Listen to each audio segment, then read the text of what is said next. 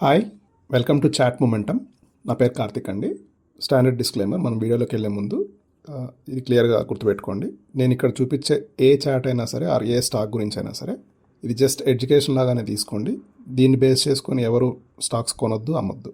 మీరు ఏదైనా ఒక స్టాక్ కొనే ముందు ప్రాపర్గా రీసెర్చ్ చేసి ఆర్ మీ ఫైనాన్షియల్ అడ్వైజర్ ఎవరైనా ఉంటే వాళ్ళతో కన్సల్ట్ అయ్యి మాత్రమే మీరు ఇన్వెస్ట్మెంట్ డెసిషన్స్ తీసుకోవాలి. ఓకే, మనం ఇప్పుడు వీడియోలోకి వెళ్దాం. సో నేను ఇవాళ ఈ వీడియో ఎందుకు చేస్తున్నానంటే, రీసెంట్ టైమ్స్లో ఇరాన్ యుఎస్ వార్ జరుగుతుంది కదండి. సో ఇరాన్ యుఎస్ వార్ జరుగుతున్నప్పుడు మనకి స్టాక్ మార్కెట్ బాగా కరెక్ట్ అయింది. అలాంటి సిచ్యుయేషన్, అలాంటి టైమ్స్లో కూడా మనము ప్రాపర్గా రీసెర్చ్ చేస్తే కొన్ని మంచి స్టాక్స్ దొరుకుతాయి. ఎలా రీసెర్చ్ చేసి ఎలా ఐడెంటిఫై చేయాలి అనేది ఇంకొక వీడియోలో చూద్దాం. బట్ ఈరోజు నేను చూపించబోయే వీడియో ఏంటంటే, అలా ఐడెంటిఫై చేసిన ఒక స్టాక్ గురించి నేను మీకు చెప్పబోతున్నాను. ఆ స్టాక్ ఏంటంటే క్యూపిడ్ అండి. సో ఈ క్యూపిడ్ ఏం చేస్తుంది ఏంటి అనేది నేను ఫండమెంటల్స్లోకి అంత డీటెయిల్గా వెళ్ళను. నేను మేజర్గా చేసేది మొమెంటమ్ ట్రేడింగ్ అండి. సో మొమెంటమ్ ట్రేడింగ్కి నేను చాట్స్ మీద నాకు ఏదైతే చాట్స్లో కనపడతాయో టెక్నికల్గా, ఆ టెక్నికల్ అనాలిసిస్ బేస్ చేసుకొని నేను ట్రేడ్స్ తీసుకుంటుంటాను అనమాట.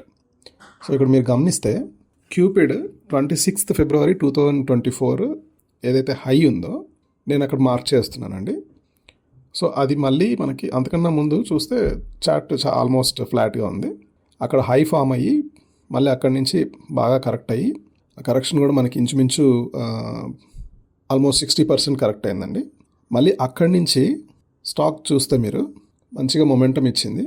దాని తర్వాత హయ్యర్ లో ఫామ్ అయింది, మళ్ళీ హయ్యర్ హైస్ ఫామ్ అవుతూ ఆ ప్రీవియస్ ఆల్ టైమ్ హై ఏదైతే ఉందో దాన్ని బ్రేక్ చేసేసింది. అది July 14th 2025 అప్పుడు విత్ ప్రాపర్ వాల్యూమ్ తోటి, స్ట్రాంగ్ క్యాండిల్ తోటి, వీక్లీ క్యాండిల్లో దాన్ని ఆల్ టైమ్ హైని బ్రేక్ చేసి ఆ స్టాక్ అలా పైకి వెళ్తూ ఉందన్నమాట. సో పైకి వెళ్ళి మళ్ళీ మీరు నోటీస్ చేస్తే ప్రాపర్గా higher highs higher lows form చేసుకుంటూ వెళ్ళింది. సో అలా కొంత మొమెంటం ఇచ్చాక మళ్ళీ అక్కడి నుంచి చిన్న కరెక్షన్ వచ్చింది, చూసారా. సో ఆ కరెక్షన్ ఇప్పుడు నేను మీకు వీక్లీ టైం ఫ్రేమ్లో చూపిస్తున్నానండి.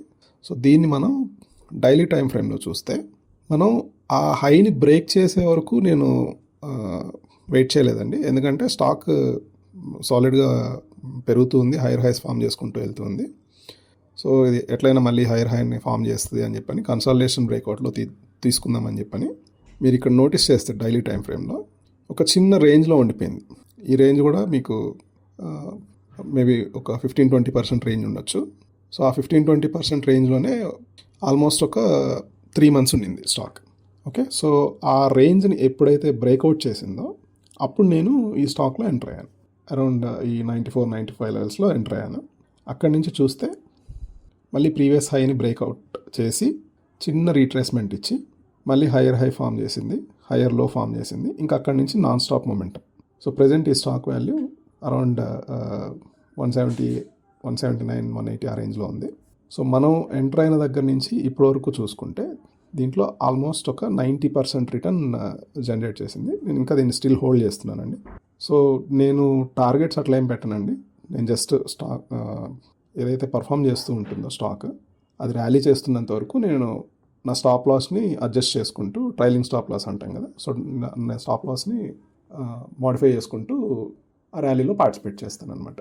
సో మనకు అలా చేసినప్పుడు ఏమవుతుంది అని అంటే కొన్నిసార్లు 3x 4x 5x కూడా మనం క్యాప్చర్ చేయొచ్చు. అలా కాకుండా ఒక ఫిక్స్డ్ టార్గెట్ పెట్టుకున్నాము అని అంటే మేబీ మనం ఆ ర్యాలీలో కంప్లీట్ ర్యాలీలో పార్టిసిపేట్ చేయలేమన్నమాట. ఓకే, సో నేను ఎప్పుడు ఎగ్జిట్ అవుతాను అని అంటే ఒక్కొక్కరు ఒక్కొక్క రకంగా ఎగ్జిట్ అవుతుంటారండి. కొంతమంది moving average 20 period moving average base చేసుకొని, లేదంటే 50 పీరియడ్ మూవింగ్ యావరేజ్ బేస్ చేసుకొని, ఆ క్రాస్ ఓవర్స్, ఇట్లా రకరకాలుగా ఎగ్జిట్ అవుతూ ఉంటారు.